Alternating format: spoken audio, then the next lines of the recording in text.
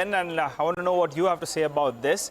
UltraTech Cement, it went into its numbers a little bit subdued because the volume growth wasn't as much as what the street was working with. But if you look at the top line, the EBITDA performance and the profitability, well, it's bang in line, a little better actually than what the street was working with. So no negative surprise came out there. The volume growth we already had, that came out high by close to 5.5%. Some on the street wanted them to come in at around 8 to 9% and maybe outgrow what the industry has done. So assuming that 5.5% is what the industry did, well, they grew as much. But the realizations came in higher by close to 2%. That was what the street was working with, 2 to 3% on a sequential as well as on a year-on-year basis. The reason that the EBITDA number looks a little bit better is because energy cost, which is 33% of their total mix, out there on a per ton basis, you had a decline of close to around 16% year-on-year. And the absolute number, power and fuel cost, was down close to around 14%.